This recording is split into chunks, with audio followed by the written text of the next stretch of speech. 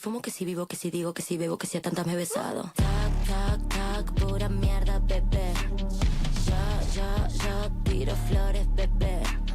No, tengo tiempo para nada. Menos para atajar tu agresividad. ¿Quiénes son? Mi carácter cuestionado, te quedaste en el pasado. Like pendientes, angolados, que se calle el decorado. Falta, ¿qué te hace falta? Me da ternura, cómo lloras. ¿Quiénes son? Luces, te faltan luces, solo proyectas oscuridad. ¿Quiénes son? Falta, ¿qué te hace falta? Me da ternura, cómo lloras. ¿Quiénes son? Luces, te faltan luces, solo proyectas oscuridad. ¿Quiénes son?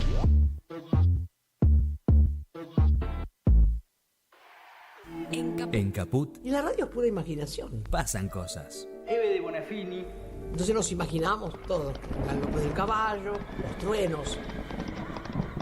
Vos te imaginás qué pasa, pero no sabés cómo pasa ni dónde pasa. La radio te forma, porque es mucho más educativa, mucho más formativa. A donde llega la radio, no puede llegar nadie. Radio Radio Caput. Para mí la radio es lo que no va a morir nunca. Esas cosas. ¿Cómo puedo hacer para escuchar Radio Caput en el celular? Primero lo importante. Prenda el teléfono. Así me puedo acercar a saludarlos y... Abra el Play Store de Google. Tipee en el cuadro de búsqueda Radio Caput. Caput con C. No desesperes. Es la única que hay. Toque el botón instalar y espere unos instantes. La aplicación de Radio Caput ha sido instalada exitosamente.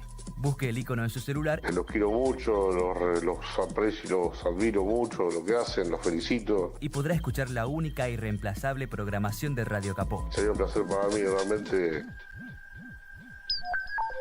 Radio Caput. ¡Ah, sí! Si quieres ver un paraíso, solo mira a tu alrededor y velo. Radio Caput. Desde el lugar de las utopías. Hoy Chicha se nos fue. En Caput Ana María Cariaga, pero quizás nos sobrevuele con su alma de abuela guerrera. pasan cosas. Para darte a vos, Clara Anaí, esos abrazos tejidos y abrigados. El zapabón. Decir que es merecido es poquito, no hay palabras para describir a Chicha. María Victoria. Con nosotros los nietos era sumamente cálida. Yo no me puedo olvidar de los regalitos que nos traía también a nosotros. Eve de Bonafini. Para mí fue una hermana, una amiga, una compañera. No sé por qué la vida nos juntó, pero nos pusimos de acuerdo en muchas cosas. Juan Martín Ramos Padilla. Esa placa que vamos a descubrir con el nombre de Chicha Mariani no es algo decorativo, pero es la asunción de un compromiso de defender las causas populares.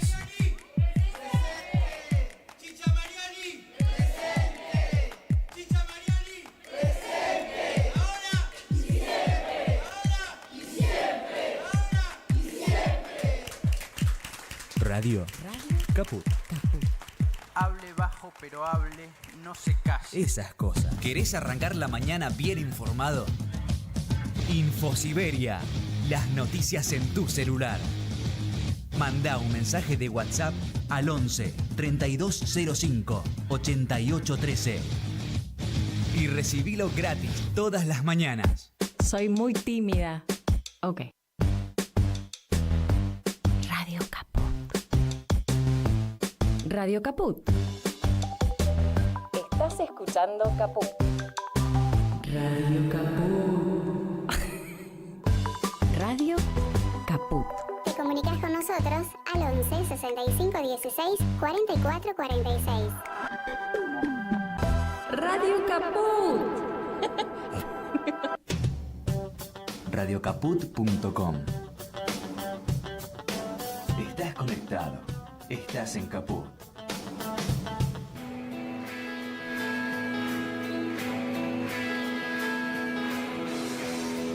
Bandera en tu corazón,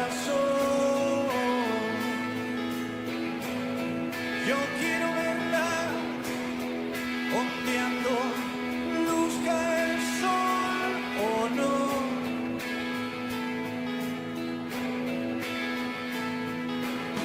banderas rojas, banderas negras, el lienzo blanco en tu corazón.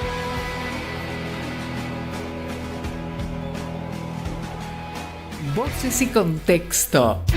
Un concepto expansivo. Todas las voces, todas.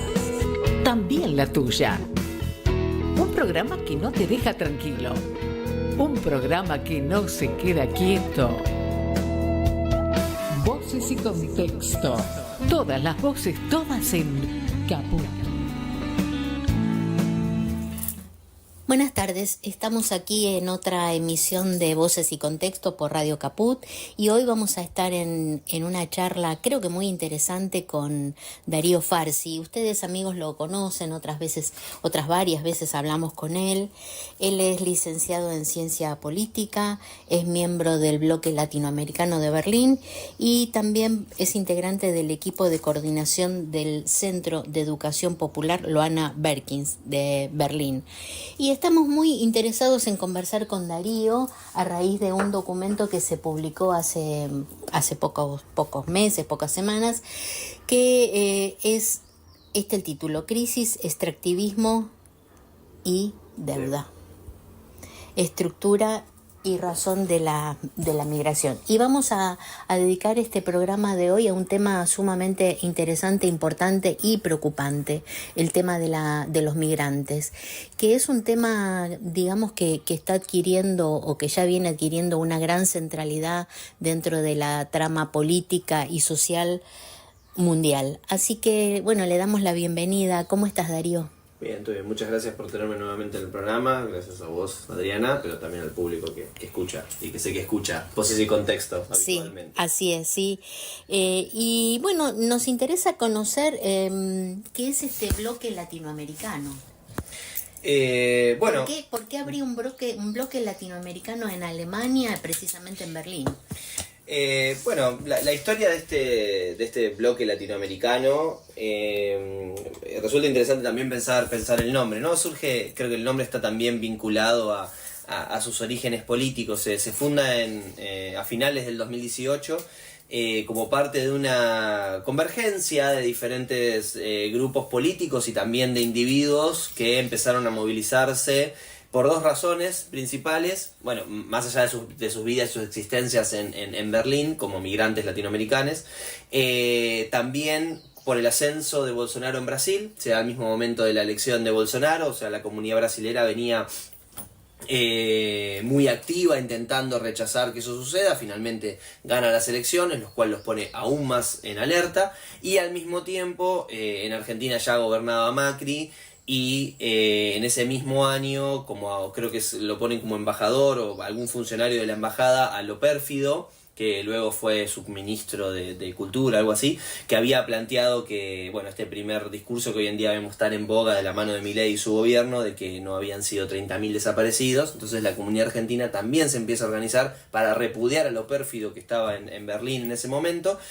Y al mismo tiempo, como bien vos dijiste, el tema de la migración ya era un tema que estaba muy presente en la sociedad alemana, en la sociedad berlinesa y europea en general, y se organiza una manifestación a fines de 2018 que básicamente planteaba que las cuestiones y las razones sociales y estructurales, o sea, la búsqueda de la igualdad social, eran inseparables de la cuestión racial o de la cuestión migratoria. La manifestación se llamó Unteilbar, que significa inseparable, y eso movilizó a gran cantidad del espectro político de izquierda. Fue una movilización muy masiva, y en esa manifestación se armó un bloque latinoamericano. Porque en Alemania a las diferentes columnas se le llaman bloques, y por eso es que esta organización tiene este nombre, Bloque Latinoamericano. Al inicio era solo una alianza coyuntural para frenar al fascismo que estaba ascendiendo, o el nuevo fascismo que estaba ascendiendo en Latinoamérica. Y luego fue transcurriendo una etapa de consolidación en 2019 y luego durante la pandemia empezó a plantearse como esta disyuntiva entre seguir siendo una alianza para acciones concretas, manifestaciones, scratches, pintada de carteles, etc. O si queríamos efectivamente convertirnos en una nación política. Eso obviamente llevó a un proceso de debate y de elección democrática, y de alguna forma la línea que planteaba crear una organización política de izquierda, digamos anticolonial, anticapitalista y transfeminista, fue la que ganó, y de ahí desde ese momento convertimos al bloque latinoamericano en una organización con estructura, lo cual generó también mucho crecimiento. Y hoy en día podría también contarte un poco los proyectos, pero en general diría que la existencia de esta organización política tiene que ver con que históricamente hay una gran migración latinoamericana en Alemania y en Europa, y en todo el mundo, pero en Europa en particular, y desde los años 70 se había intentado buscar una alianza latinoamericana y nunca se había logrado, primero con los exiliados de la dictadura, luego con los exiliados económicos de la crisis del 2000-2001 que sucedió en toda Latinoamérica, y finalmente con los nuevos exiliados económicos del año 2015, 16, 17, etc. Y esos fuimos los que finalmente logramos esta gran alianza, pero era un anhelo histórico de la comunidad latinoamericana. Claro. Darío, una pregunta. Me resulta importante e interesante que compartas con nuestros oyentes un poco este análisis que hacen ustedes con respecto a la composición de esta inmigración, de esta migración, los factores políticos, estructurales, financieros. ¿Por qué no nos comentás un poquito esas razones estructurales, la crisis, el extractivismo, la deuda? Porque me parece que son un buen marco como para comprender este último periodo migratorio. Sí, como nuestro planteamiento, quiero nombrar también que este trabajo lo escribimos con Mariano Félix, un economista de La Plata, y con María José Gordillo Kempf, una compañera de Santa Cruz, de Bolivia, porque no quiero que se olvide eso, porque es importante también, porque intentamos aportar diferentes perspectivas para este trabajo, y un poco nuestra idea o nuestra hipótesis original o nuestra búsqueda era pensar, nuestra existencia en estos lugares me refiero a Berlín, nuestra historia en términos de migración, tiene diferentes razones, y tiene diferentes razones de ser. Pero si vos hablás con la mayoría de la población que migra por razones económicas, migra buscando una vida mejor. Y esto que para nosotros es una verdad muy concreta, porque es algo que tiene que ver con nuestra existencia y con nuestra vida. Al hablarlo con la mayoría de compañeros y compañeras en Alemania y en Europa, no estaba tan claro, no era tan fácil ver esa realidad entre modelos económicos extractivistas, modelos económicos neoliberales que fomentan la desregulación del Estado y promueven el endeudamiento de los sectores del sur, y cómo eso impacta directamente en la migración. La explicación habitualmente oficial es que la ola migratoria, o esta nueva ola migratoria, surge a partir de conflictos armados, lo cual es cierto. ¿Conflictos surgidos por el cambio climático también? Bueno, eso es algo que también se habla mucho, que está muy presente, por ejemplo, sobre todo en la migración que viene de África, sí. Los nuevos desplazados por el cambio climático. Eso es algo que está muy presente por las nuevas zonas desérticas, por las nuevas, por el poco acceso al agua, y una larga lista de etcéteras. Van presionando a tener una nueva situación de la crisis migratoria, como se la llama en Europa, pero al mismo tiempo también en casos muy concretos, como por ejemplo los casos de las guerras civiles, como en Libia, como en Siria, los conflictos armados en Sudán, por ejemplo, también una guerra civil en su momento, que son las principales identidades o nacionalidades que llegan a Europa. Entonces en Europa habitualmente se asocia mucho crisis climática, guerras con la migración, pero había un vacío explicativo de por qué pasaba que por ejemplo, la migración desde Latinoamérica fue en aumento en los últimos 10 años. ¿Y a qué conclusión arribaron? Bueno, y la explicación que nosotros intentamos desarrollar y que efectivamente es la que fuimos encontrando por diferentes caminos, por eso me parece importante nombrar a los otros autores, es que hay una línea muy directa entre la aplicación de políticas neoliberales, en particular, dentro de muchas, pero en particular la política de la deuda y la política del endeudamiento sistemático y cíclico. Si nosotros vemos las olas migratorias de Latinoamérica hacia el mundo, vemos que en los procesos de alto endeudamiento hay esas olas aumentan y la tasa y la cantidad de personas que migran es muy superior. Si a eso le sumamos la firma de tratados de libre comercio, como por ejemplo en México, en Colombia, etcétera, y también lo que quieren hacer en el Mercosur, vemos también que hay un aumento de la migración de la mano de estas políticas. Y la razón que nosotros encontramos es porque este tipo de políticas ponen en una situación de crisis sistemática a los países latinoamericanos por la necesidad de buscar divisas para repagar esa deuda. El sistema de la deuda y el endeudamiento necesita constantes ingresos de divisas para pagar intereses y, en el mejor de los casos, capital. Y la forma que ha tomado el sistema mundial para generar de forma fácil esas divisas o de forma rápida son los proyectos extractivistas. Que los proyectos extractivistas, como por ejemplo el litio, como por ejemplo Vaca Muerta, solo para nombrarte un ejemplo en Argentina, pero también tenemos en Ecuador, en Brasil, por ejemplo en el Amazonas, y hay muchos, no voy a poner a citar todos, generan también desplazamientos internos.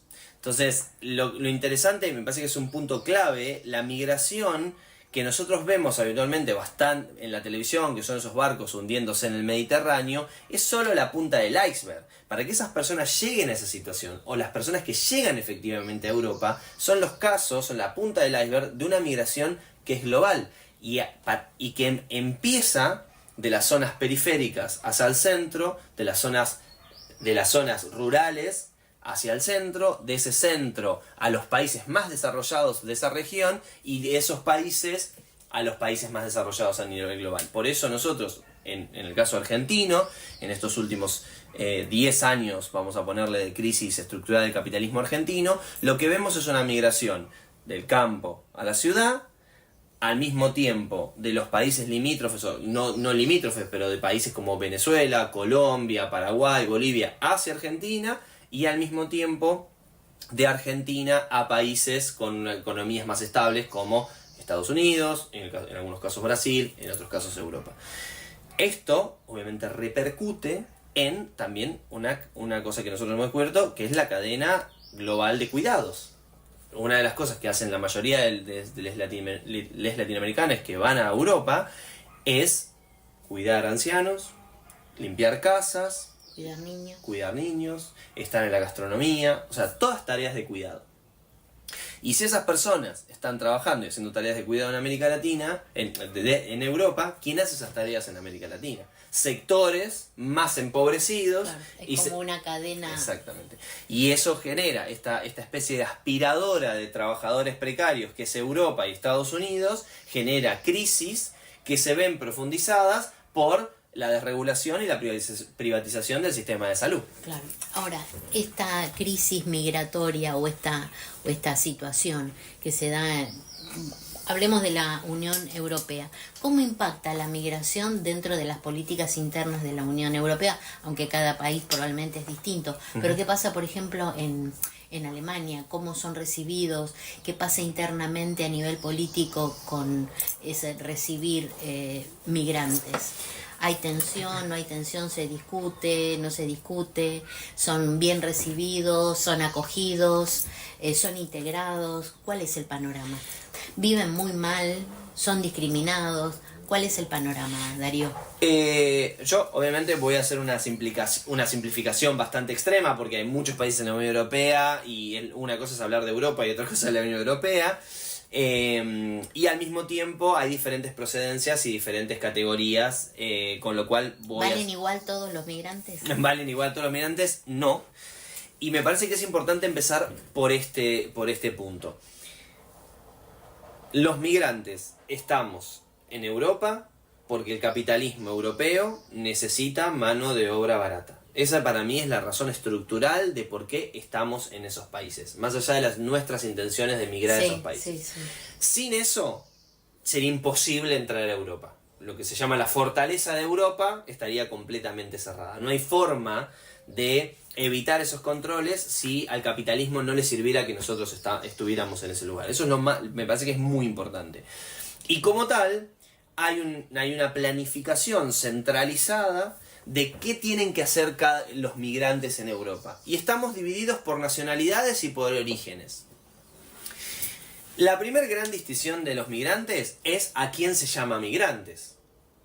Una persona de Estados Unidos y una persona de Inglaterra no son migrantes. No, la categoría migrante no les entra, no aplica. Un multimillonario chino que compra un super departamento a la orilla del Spree, el río de Berlín, eso no es considerado un migrante. Eso es considerado un inversor. La categoría migrante está vinculada muy fuertemente con la pobreza y la precariedad. Y eso es muy importante. Cuando uno escucha en los discursos hablar de migración, se refiere a la migración de gente pobre. Esa es la primera categoría, migrantes y no migrantes, ¿no? Los otros son ciudadanos del mundo, inversores, académicos, esos no entran en esta categoría. ¿Qué quiere decir? Que esas personas no sufren discriminación, que esas personas no sufren problemas vinculados con el acceso a cosas, no, también lo sufren, pero en otro nivel completamente. Otra escala. Vamos entonces a hablar de migrantes. En el caso de los migrantes, la Unión Europea tiene completamente categorizado y estratificado qué va a hacer cada uno. Los migrantes del este europeo, que muchos, la mayoría, tienen pasaporte europeo, trabajan en Alemania y en los centros europeos, principalmente en Francia y en Alemania, en la construcción y en el transporte, en la mayoría de los casos. También hay muchas personas que trabajan en el área de cuidados, y es muy importante entender que por cómo funciona la europea, las empresas alemanas pueden firmar contratos con estas personas en su país de origen. Y los salarios son en su país de origen, a pesar de que trabajen en Alemania. Sí, exactamente. Eso es uno de los grandes logros del neoliberalismo a nivel europeo, que el estado de bienestar alemán funciona en la frontera alemana. Si vos tenés un contrato firmado en Polonia, podés trabajar en Alemania, pero tu salario va a ser de acuerdo a la pirámide salarial de Polonia. Es un negocio redondo, porque el servicio es prestado. ¿Cómo no se nos ocurrió? ¿Cómo no se nos ocurrió? Exactamente. Entonces, estos trabajadores, trabajadoras, vienen a trabajar principalmente en esos sectores. También hay un gran porcentaje de países del este que trabajan en la enfermería, en la salud pública, en el área menos profesionalizado, con menor cantidad no son médicos, sino que son enfermeros. Y es interesante también entender que en esta área hay mucha informalidad. Una tasa muy muy alta de informalidad. El sector de la construcción en Alemania está considerado uno de los sectores con mayor tasa de trabajo esclavo, trabajo ilegal y trabajo informal. Esto no lo digo yo solamente, lo dicen las estadísticas de los mismos sindicatos. Es más, si uno ve un presupuesto, esto es algo muy loco, me pasó en una charla personal, si uno ve un presupuesto de obras a construirse en Alemania, el costo referido a la mano de obra incluye, de forma implícita, que esa mano de obra no va a ser formal. Si uno ve el monto, es imposible que te den los números pagando todas las cargas sociales y todo, respetando todas las leyes laborales. Entonces, cuando te vienen a decir que acá solo los empresarios de la construcción no respetan las leyes laborales, eso funciona en todos los lugares del mundo así. Y no es casual que se trabaje con migrantes que tienen menos derechos, menos conocimiento de las leyes, en muchos casos no conocen el idioma, etc. Y en la mayoría de los casos no viven en Alemania. Van a trabajar temporalmente y luego vuelven.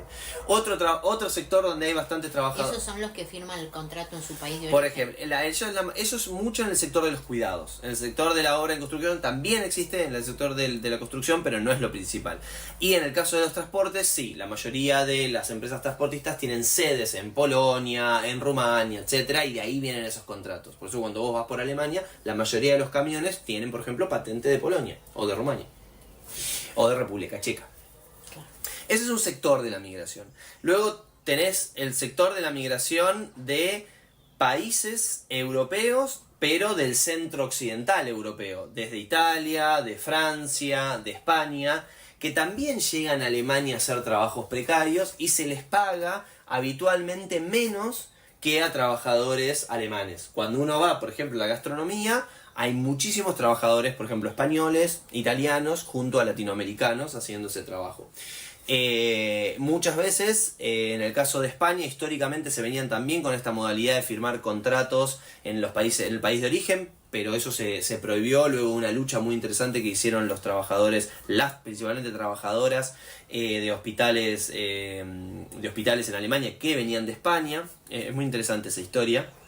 Eran trabajadores que firmaban contratos en España, con lo cual luego no les alcanzaba para vivir en Alemania, con el salario que les pagaban. En España era un montón de plata, pero en Alemania no les alcanzaba. Terminaban viviendo en containers, viviendo hacinados completamente.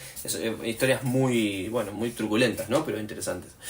Y luego tenemos los migrantes de Latinoamérica, que en el caso de Alemania, para Italia y para Francia es diferente eso, porque habitualmente son los primeros lugares de llegada. Para Alemania, nosotros estamos considerados como trabajadores precarios, pero altamente capacitados. Nosotros... ¿Por qué precarios?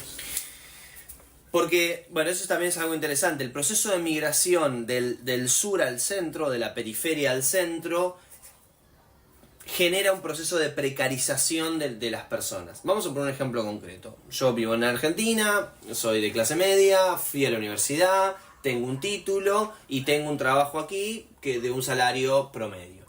Yo migro a Alemania, mi título no es reconocido, no hablo el idioma y al mismo tiempo mi sector social no me permite estar en el mismo sector social en Alemania. Entonces en Alemania entro dentro de ese mundillo precario y pobre por mis ingresos y mis capital cultural y social, pero al mismo tiempo porque tengo que hacer trabajos de mierda, para decirlo de una forma, porque mi título no es reconocido, porque no hablo bien el idioma. Entonces entro en una espiral de precarización o precarizante, a pesar de que yo no vengo por ahí de un contexto de pobreza en Latinoamérica.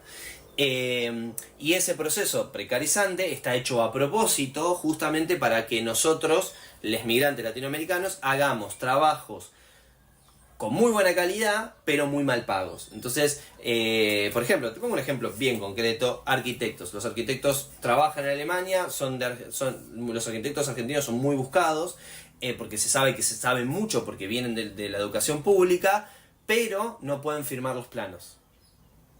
Entonces trabajan por 1.500, 1.300 euros al mes, haciendo los planos, que después son cobrados miles y miles de euros, pero no los pueden firmar, y por la sola firma, el arquitecto alemán se lleva el doble o el triple de ese salario.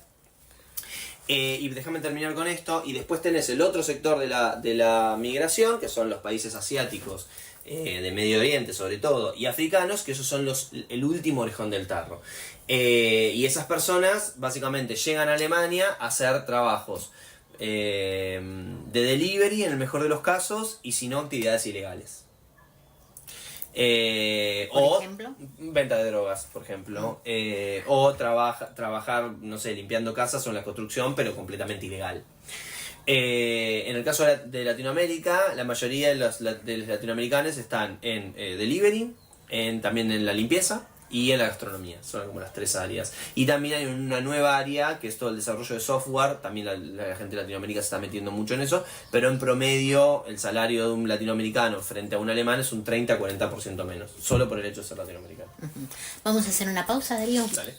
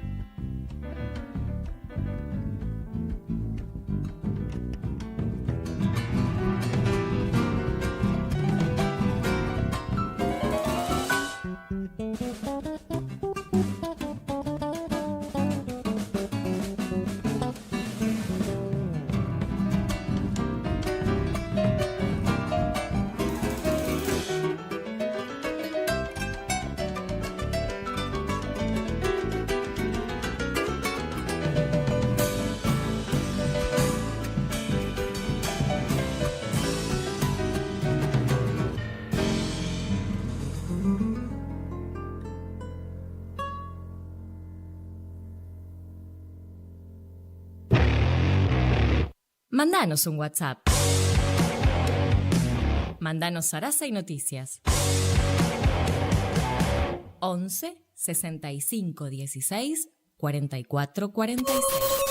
¿Cómo puedo hacer para escuchar Radio Caput en el celular? Primero lo importante. Prenda el teléfono. Así me puedo acercar a saludarlos y... Abra el Play Store de Google, tipee en el cuadro de búsqueda Radio Caput, Caput con C. No desesperes, es la única que hay. Toque el botón instalar y espere unos instantes. La aplicación de Radio Caput ha sido instalada exitosamente. Busque el icono en su celular. Los quiero mucho, los aprecio y los admiro mucho, lo que hacen, los felicito. Y podrá escuchar la única y irreemplazable programación de Radio Caput. Sería un placer para mí, realmente. Radio Caput. ¿Querés arrancar la mañana bien informado? Infosiberia, las noticias en tu celular. Manda un mensaje de WhatsApp al 11 3205 8813 y recibilo gratis todas las mañanas.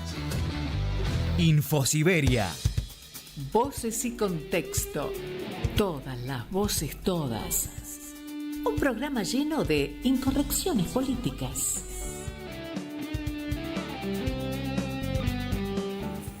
Bueno, continuamos aquí esta tarde con Darío Farsi, hablando sobre el tema de migración y del bloque latinoamericano y bueno, ¿cuáles serían las estrategias, si es que existen, si se están investigando o armando de parte de los migrantes latinoamericanos en Alemania?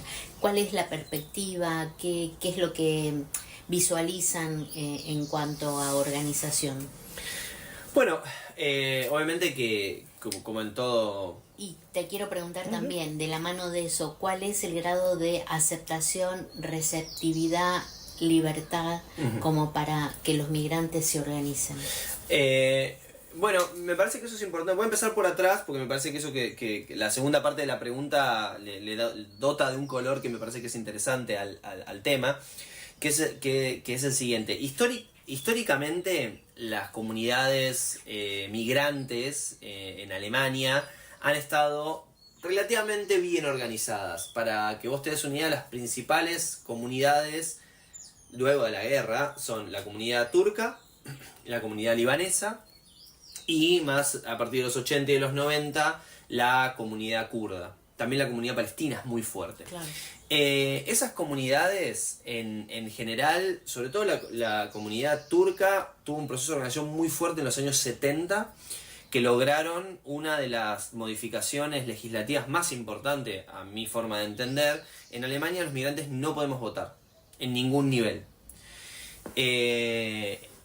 Y hay una modificación que se hizo debido a luchas muy importantes en los años 70, en Volkswagen, en Bosch, en marcas muy importantes donde la mayoría de los trabajadores eran migrantes, para que pudieran votar para los órganos sindicales de su empresa, que eso antes estaba prohibido también para migrantes. Ese es el cambio más relevante en términos de la legislación democrática en relación a los migrantes, y eso fue gracias a una organización muy fuerte que tuvieron y marchas. Una democratización bastante lenta. Lenta y leve y precaria. Sí, precaria. Alemania no es un país muy democrático. Podríamos ir a entrar en ese tema, creo que nos iríamos para otro lado, pero... tenemos que tener en cuenta que este tipo de situación generó mucho rechazo de las clases dominantes alemanas y obviamente quedó ahí, fue muy importante, pero no se continuó con esa tradición de lucha y de organización. Y las siguientes comunidades migrantes en Alemania, que fueron las que te nombré, empezaron a organizarse, pero vinculadas a la solidaridad internacional y vinculadas a lo que estaba pasando en sus países. No se organizaban políticamente para transformar la realidad en Alemania. Claro. Me parece que eso es como, al menos para mí, como una idea totalmente nueva. Lo que pasa es que, vamos a poner el ejemplo de las personas de Kurdistán, en su lucha, primero por un Estado nacional, ahora por un Estado confederacional o una confederación de diferentes pueblos, su búsqueda era aumentar la visibilidad internacional sobre el conflicto kurdo, llevar financiamiento, llevar ayuda médica, bueno, diferentes estrategias para fortalecer el movimiento en los territorios del Kurdistán. Entonces, la verdad que la problemática alemana era secundaria para ellos. Por ejemplo, la comunidad iraní a partir de los 80 también creció mucho en Alemania y también se organizan muy vinculados a lo que sucede en Irán. Y de alguna forma las autoridades alemanas toleraron ese tipo de organización, porque mientras ustedes no se metan en nuestra política, nosotros no nos metemos en las de ustedes. Claro. Era un poco el acuerdo implícito. Eso obviamente empieza a cambiar cuando viene la nueva ola de migrantes, y nosotros hay una categoría en alemán que se llama trabajadores invitados. Algún eufemismo, ¿no? Debe sí, ser. Gastarbeiter, ese es en alemán, que básicamente eran estos trabajadores que los invitaban a trabajar en las empresas, pero después se tenían que volver a sus países. Eso lo hicieron en los años 60 y 70 con Turquía, con el Líbano también, pero con Italia, con España, ellos muchos en la educación, los países de Medio Oriente hacia la industria. Pero claro, luego de los 90 y la crisis generalizada del ex bloque soviético, pero también de Latinoamérica, llegaron millones y millones de migrantes de un montón de lugares, y esas personas no estaban pensando en venir para volverse a sus países o venir para organizarse en sus países porque había un movimiento de liberación nacional. Se venían a Alemania, se quedaban en Alemania y querían organizarse, querían tener derechos y querían mejorar su nivel de vida.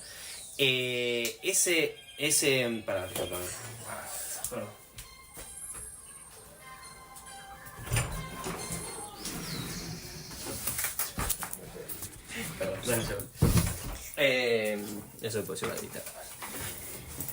No pensaban en un movimiento de liberación nacional en sus países. Querían organizarse y trabajar en ese lugar que era Alemania. Esto empezó a cambiar también la política de las fuerzas represivas y la tolerancia que se tenía a estos movimientos. Al mismo tiempo, el sentido de represión, si se quiere, no viene solo de la derecha o de las fuerzas de seguridad.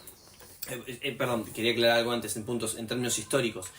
Este punto llegó el punto álgido de esto que te digo fue en 2015, cuando Angela Merkel permite o acepta el ingreso de 1 millón de migrantes de Siria. Ese fue el punto que terminó de destruir esta vieja alianza, si se quiere de alguna forma, mientras no hagan política acá, está todo bien. Y empezó a ser una problemática central de la política en Alemania. Después podemos hablar de eso después sobre cómo está el contexto político actualmente. Pero sin embargo, una gran resistencia viene de los grupos de izquierda y los grupos progresistas que apoyan la migración y que apoyan los procesos de diversidad cultural, si se quiere. Nosotros como bloque latinoamericano, recuerdo que cuando nos acercábamos a los grupos de izquierda, al principio eran todas invitaciones, eran todas bienvenidas a que hablemos en los paneles, y siempre el tema era, vamos a hablar de, la crisis del capitalismo. ¿Puede venir alguien de Latinoamérica a hablar de Venezuela? Bueno, ¿puede venir alguien a hablar de Argentina? Siempre eran así las invitaciones. Y con el proceso de crecimiento y consolidación del bloque latinoamericano, nosotros empezamos a plantear que queríamos hablar de Alemania. No queríamos hablar solo de Argentina o de Venezuela. Primero porque vivíamos ahí, porque estábamos haciendo política ahí, porque nos consideramos una organización política de Alemania, más allá que nos llamemos bloque latinoamericano. Y ahí empezamos a recibir menos invitaciones. Ahí ya no les gustó tanto. A la izquierda alemana no les gusta. Mientras vos hablas de tu país, te invitan a todos lados. Pero hay mucha resistencia a que la migración... Hay como un clasismo también allí. Sí, lo que se llama el supremacismo blanco, de esta idea de pensar de que los problemas alemanes, solo hay soluciones alemanes a los problemas alemanes. Y que los migrantes hablen sobre la problemática alemana no está muy bien visto, porque obviamente nosotros de Latinoamérica tenemos una perspectiva diferente y muchas veces somos muy críticos con la política en general que sucede. Entonces me parece que eso es algo interesante a mencionar, porque en general es algo de lo que no se habla, de que parte de un proceso muy profundo de romantización de lo que está por fuera de Alemania. En general, los militantes alemanes son expertos de lo que pasa en Rojava, de lo que pasa en Chiapas y de lo que pasó en el 2001 en Argentina, pero no saben cómo está la clase obrera en su propio país. Y al mismo tiempo no entienden qué función cumplimos los latinoamericanos productivamente en Alemania. Entonces, cuando nosotros venimos con estas críticas, bueno, en general generan bastante fricción. Eso por suerte está cambiando en los últimos años, pero es también un proceso de romantización de nuestros territorios y de que nosotros somos los buenos salvajes de alguna forma, pero cuando vamos a discutirles su política, tocamos esta cosita que sigue existiendo muy fuerte en Alemania, que es esta idea de que Europa sigue siendo el centro del mundo y que ellos defienden los valores occidentales, a pesar que sean de izquierda. El discurso de nosotros somos dadores de civilización está muy presente. Eso por un lado. Y bueno, esto también plantea ciertas formas de estrategia. Hablamos un poco de las estrategias. Tenemos una estrategia bastante extendida, que es la de organizar grupos en Alemania para desarrollar solidaridad o para desarrollar apoyo a territorios en guerra, bueno, como ya expliqué, como por ejemplo los kurdos, los palestinos, etc. Luego tenemos un grupo migrante bastante importante, por ejemplo de Latinoamérica, que se organiza como por ejemplo el bloque latinoamericano, que nos organizamos en ejes de intervención. Por ejemplo, un eje de intervención es la organización migrante en Berlín, que ahí el eje son el tema vivienda. Por ejemplo, como todo país central y como todo país del mundo, vive un proceso de gentrificación en los últimos 20 años que va generando obviamente una expulsión de los sectores empobrecidos del centro urbano, y es un tema que está muy presente en Berlín, en las comunidades alemanas, pero históricamente los migrantes no estaban presentes en esas luchas. Y nosotros lo que fuimos descubriendo es que eso es un tema que afecta a alemanes, a europeos y a migrantes de otros continentes. Y empezamos a desarrollar una política de intentar incorporar este tipo de demandas a la estrategia general. Hay una campaña bastante conocida que se llama DWE, Deutsche Wohnen und Co. enteignen, que significa expropiar a las grandes empresas alemanas propietarias de empresas. Acá fue muy conocido esto de que se aprobó un plebiscito en Berlín para expropiar 300.000 casas. Eso fue producto de una campaña, y hay una parte migrante que se llama Right to the City, o Derecho a la Ciudad, y nosotros cuando fue a fines del año pasado, fundamos una campaña más pequeñita que busca que el acceso o el proceso de inscripción de migrantes sea mucho más fácil y mucho más rápido, porque en Alemania hay una espiral bastante perverso en torno a la inscripción. No es algo que en Argentina suceda, pero sí en Alemania, que se llama Anmeldung, que es básicamente el lugar donde vos vivís, y con ese lugar donde vos vivís, que está firmado por la persona que te alquila un lugar, podés firmar un contrato laboral, podés sacar una cuenta bancaria, podés sacarte una cuenta médica. El problema es que para que te den ese papel y para que te den esa confirmación, tenés que tener un contrato de alquiler. Y para que te den un contrato de alquiler, tenés que tener un trabajo. Entonces es una espiral en donde mágicamente tenés que tener ese registro. Entonces nosotros buscamos con esta campaña facilitarlo. Entonces digo, ahí hay una estrategia conjunta con otros grupos migrantes de diferentes países, también europeos, también de América, para luchar contra el tema de la gentrificación. Luego tenemos toda una parte que tiene que ver con la precarización del trabajo, que ahí trabajamos con migrantes, por ejemplo, de Bangladesh, de la India, también obviamente de Latinoamérica, pues somos un grupo latinoamericano, y lo que buscamos es luchar contra la precarización laboral en áreas específicas, por ejemplo como el delivery. Hubo una huelga hace un par de años en una empresa muy grande que se llamaba Gorillas, que es como una especie de aquí Rap y algo similar, lo cual generó como bastante visibilidad en torno a la precariedad que viven los trabajadores de delivery. No se logró crear un sindicato, pero sí se pudo generar que en diferentes empresas se generaran procesos de organización y se mejoraran las condiciones laborales. En general, los migrantes, en este caso los latinoamericanos, ¿se avienen a participar del bloque latinoamericano? ¿Se acercan, tienen contacto, tienen conocimiento? En general, nosotros a partir de este proceso que yo te decía al inicio, de definirnos como una organización y empezar a crear una organización, empezamos también a hacer una política muy clara de visibilidad. planteamos que si no éramos visibles para el contexto alemán era muy difícil que efectivamente fuéramos una herramienta válida para la comunidad latinoamericana. Y a mí me parece que es algo interesante que nosotros tengo que decir antes. Nosotros trabajamos para mejorar las condiciones de vida para la comunidad migrante, también para demandarle al Estado, o sea, tenemos herramientas autogestivas, pero al mismo tiempo también le demandamos al Estado que cumpla con sus obligaciones, pero también trabajamos con alemanes y intentamos mejorar las condiciones generales de la población. Tenemos como de alguna forma tenemos una organización que tiene dos líneas, ¿no? Entonces, esa conexión ha generado muy buenas sinergias y me parece interesante. Tenemos muchos compañeros alemanes en la organización. Y entendíamos que teníamos que generar una visibilidad lo suficientemente importante como para ser una herramienta de lucha.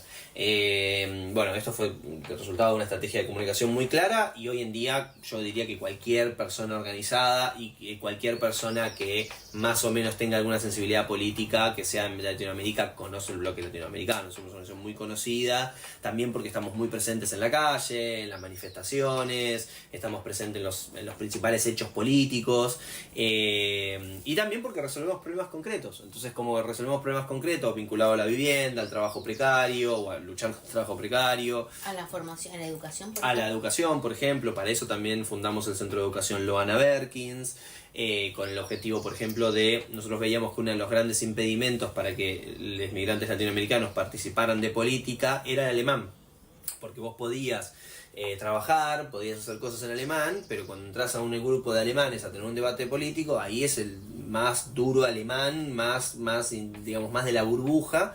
Entonces nosotros fundamos este centro de educación, que su núcleo duro es un curso de idiomas, un curso de debate político en alemán.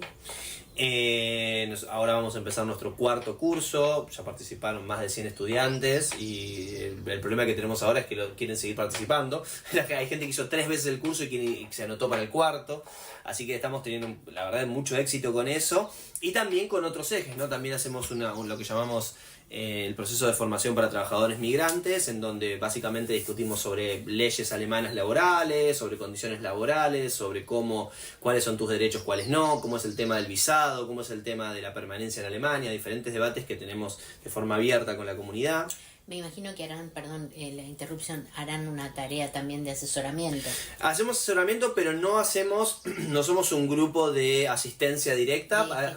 De gestión, exactamente. Claro. Hay otros grupos, por ejemplo, hay un grupo muy bueno fundado por españoles que se habían venido durante la crisis del 2008, que se llama Oficina Precaria, que hacen un trabajo muy bueno, tienen una sistematización general muy interesante de leyes, registros, normas, y hacen un asesoramiento muy bueno.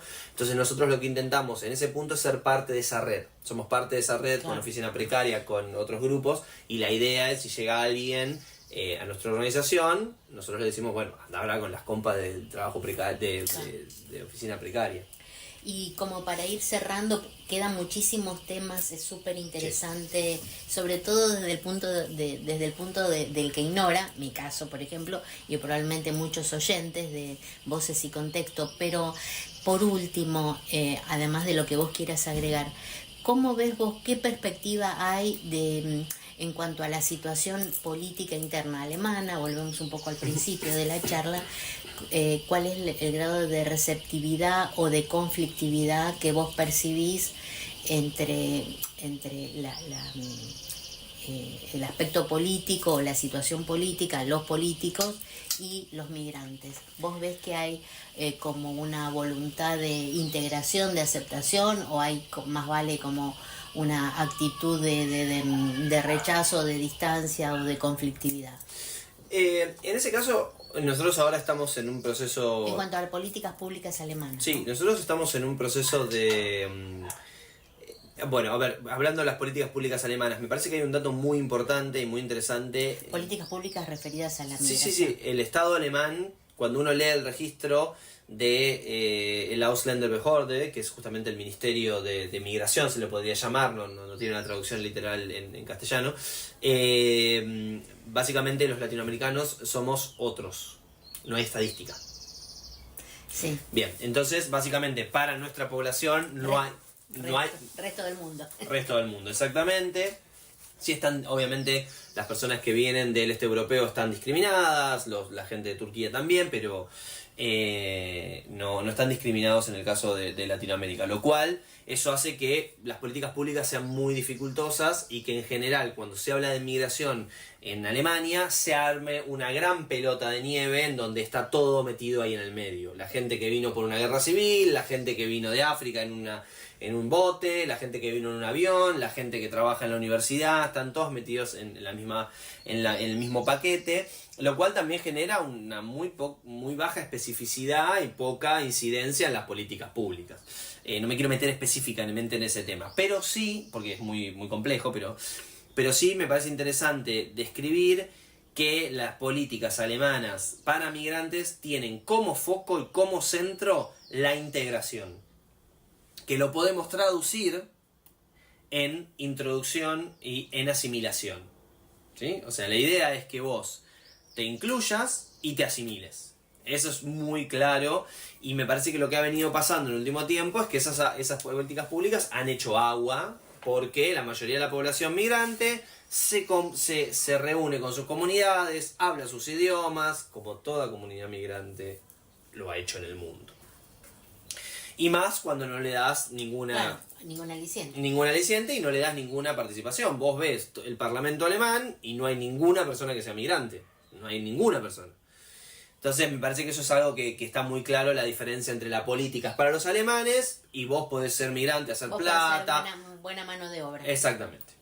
Eso me parece que es algo que es interesante. Y eso genera una ruptura muy importante en la agenda política alemana, y eso es algo que está muy presente porque estamos en campaña, pues se vienen elecciones dentro de poco en Alemania, y lo más probable es que hoy en día los dos partidos que ganen sea o la extrema, bueno, eso estadísticamente si fueran hoy las elecciones ganaría el partido de extrema derecha, Alternativa para Alemania, y lo más probable es que gane la CDU, la Democracia Cristiana, en una alianza con la Alternativa para Alemania. Y el eje es la migración. ¿Por qué? Porque la migración, con todas estas políticas inespecíficas, genera también que la población que está postergada en Alemania, eso es algo que es interesante también y que lo decimos en el trabajo, en Alemania la pobreza o el peligro de pobreza, porque estadísticamente en Alemania no se mide como pobre, sino como peligros de entrar en la pobreza, ronda el 20%. Es altísimo. Un montón. Es un montón. O sea, es un montón para un país de primer mundo y la tercera, cuarta potencia mundial. Al mismo tiempo... Y la desocupación un 10%, leí en el... En algunas ciudades, por ejemplo en Bremen, la desocupación es del 10%. También muy alto. Es una locura. Y esto es mucho peor en las zonas rurales. Entonces, nosotros lo que estamos viendo en este momento en Alemania, hay un paro de productores agropecuarios pidiendo subsidios para poder sobrevivir. Más allá de que la producción agropecuaria en Alemania está altísimamente subsidiada en toda la Unión Europea, pero están pidiendo más subsidios porque no pueden sobrevivir frente a la competencia de los productos baratos, por ejemplo, entre otros de Argentina, pero también de China y de África, producto de la misma política de la Unión Europea. Al mismo tiempo, en Alemania, la población pobre urbana también se encuentra en una situación muy compleja. Básicamente, la población alemana pobre vive del subsidio estatal. No hay forma de que se incorporen al mercado laboral de forma estructural. No hay forma. Entonces, esto genera que cuando llegan migrantes empiecen a competir pobres contra pobres. Y eso hace que en las elecciones actuales el eje de discusión sea la migración y sea qué van a hacer con los migrantes. Hace unos días se conoció un plan de la alternativa AfD y la CDU, que hubo una reunión secreta al parecer, en donde básicamente estaban negociando cómo iban a hacer para aplicar políticas para expulsar migrantes, pero oficiales y inoficiales, como por ejemplo generar toda una campaña de terror en la sociedad sobre los culpables de que no hubiera trabajo son los migrantes. Y al mismo tiempo lo que tenemos es que el gobierno progresista actual se dedica a armar guerras en Europa, financiar el conflicto en Ucrania y no da respuesta. Voy a poner un ejemplo bien concreto para que se entienda la situación económica en Alemania actualmente. Tenemos una inflación que ahora anual cerró en el 7%. El año pasado fue de 11% y el anterior año fue más o menos también del 6%. Tenemos casi un aumento general desde la pandemia de 30%. Pero en el área, por ejemplo, del combustible, el aumento fue del 100%. Antes de la pandemia era €1 un litro de combustible, actualmente es casi €2. Eso genera un impacto para los sectores populares, entre ellos los campesinos, los productores que necesitan poner nafta al tractor, altísima. Vivimos un proceso de pauperización y precarización de la vida a nivel global. Y eso genera que, como bien lo decimos en nuestro trabajo, haya más presión para la migración en los países del sur para intentar entrar en los pocos espacios de acumulación de capital en el centro global, pero al mismo tiempo una competencia feroz hacia el interior. Y eso no lo puede resolver la agenda progresista ni la neoliberal. Y al mismo tiempo, me parece que, volviendo al tema de las estrategias, me parece que tenemos que, o lo que estamos intentando hacer como bloque latinoamericano es incluirnos en los debates, en estos debates que está teniendo la sociedad alemana, al mismo tiempo incluirnos en los debates de la izquierda para intentar plantear alternativas. Nosotros desde hace varios años, por ejemplo, participamos de la manifestación del 1 de mayo, que yo sé que parece como algo obvio, pero en Alemania no es obvio, en donde históricamente fue de la izquierda alemana, y hace unos 3 años empezamos a armar un bloque migrante como cara visible de la manifestación del 1 de mayo. ¿Por qué? Porque sin los trabajos esenciales, y eso se vio mucho en la pandemia, los hacen todos migrantes. Y finalmente también estamos atentos a lo que pasa en Latinoamérica, porque entendemos que como sistema mundo está todo interconectado, y también lo planteamos en el trabajo, y ahora lanzamos, fue en diciembre, la Asamblea Argentina No Se Vende, que es una alianza que empezó en Berlín, para intentar frenar el DNU y la ley Ómnibus de Milei, intentar hacer un evento de solidaridad internacional. Y en la última asamblea, que fue hace un par de días, se sumaron grupos de Valencia, de Barcelona, gente de París, y bueno, vamos a hacer también una actividad muy grande el 24 de enero, también en correlación con lo que va a suceder aquí en Argentina. Bueno, muy bien. ¿Dejaremos algún tema para la próxima charla, Darío Farsi? Encantado. Bueno, hemos hablado, vos hablaste mucho, muy interesante, abriste un panorama de reflexión y me parece que como una inquietud de profundización de estos temas, que realmente, como vos decís, todos estamos interconectados y el capitalismo salvaje y global afecta a la población mundial. ¿Querés dejar algún saludo para nuestros oyentes? Bueno, nuevamente agradecer por la escucha y también por el compromiso que seguramente tienen, porque si están escuchando estos temas, alguna cosa en su vida práctica lo están aplicando o están comprometidos con estos temas. También decirles que en nuestra página y en nuestras redes está todos los trabajos que hacemos, todos los escritos, que es bloquelatinoamericano.org, lo pueden buscar en Google, les va a aparecer, lo pueden escribir Bloque Latinoamericano Berlín, les va a aparecer, también en Instagram, en Facebook, y habitualmente allí no solo mostramos lo que hacemos, sino también compartimos trabajos, documentos de otros grupos, que me parece que también es muy interesante para ver qué amplio es el panorama. Y el otro día lo hablaba con unos compañeros de una organización en una asamblea barrial. A veces nosotros olvidamos el nivel y la calidad de la organización y de las personas militantes y activas políticamente en nuestro país, en Argentina, y cuando uno migra y va a otros países como Alemania e intenta construir una organización en esos países, se da cuenta la falta que hacen esas personas, esos activistas. Esa gimnasia. Yo les digo que a veces la situación puede ser muy dura, pero la masa crítica que existe en Argentina en particular, yo no la he visto en ningún lugar del mundo y seguramente no existe en Alemania. Muchas gracias. De nada, Muchas gracias, Darío, y a nuestros oyentes les deseamos también una buena semana y nos volvemos a encontrar en el próximo Voces y Contexto por Radio Caput, en el estudio Chicha Mariani. Gracias.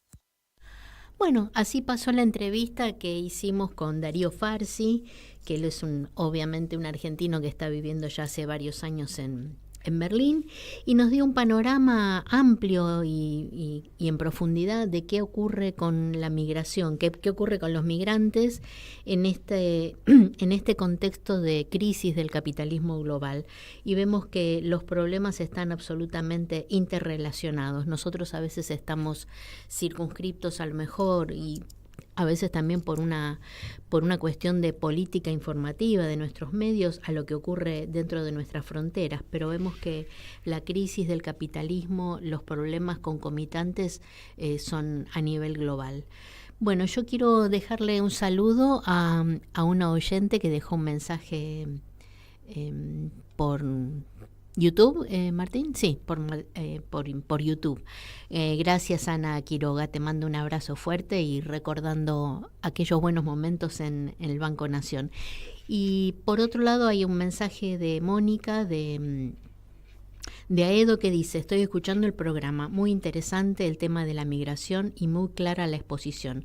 Gracias por difundir temas que afectan a nuestros compatriotas y que no todos están al alcance de todos, no todos están al alcance de todos en cuanto a la información. Bueno, estos son los dos mensajes que hemos recibido. Esperemos que a lo largo de la semana se vayan sumando en nuestro canal de YouTube otros comentarios. Y les adelanto, amigos, que la semana que viene vamos a seguir con el tema de los migrantes en Europa. Vamos a invitar a una historiadora y una amiga de Voces y Contexto. Así que ahora sí, primero darle las gracias a Martín por la operación de hoy y nos despedimos hasta el lunes próximo. Gracias. Voces y Contexto. Todas las voces, todas. Un programa incorrectamente político. Llega a su fin por hoy. Hasta la semana próxima. En Caput Quiero contarles un poco qué pasa en Radio Caput. pasan cosas. Y cuando uno entra, todos te esperan con una sonrisa. La pecera se llena de gente. Esa radio te sonríe. Es una radio que enseña, porque para mí la radio tiene que ver con eso, con lo que se transmite. Todo es sonrisa, todo es amor. Es una radio hecha con muchas ganas de hacer las cosas bien, ¿no? No sé si llamarlo un premio. Me parece que es un lazo entre la radio y las madres. Un lazo de amor, un lazo de comprensión, que es lo que a uno le hace falta para vivir. Radio Caput. Así que Radio Caput, a todos, a los compañeros, a los chicos, a todos. Les prometo que hasta el último día de mi vida, mientras pueda respirar y aunque sea caminar unos pasos, voy a seguir en esta lucha para ustedes, por ustedes.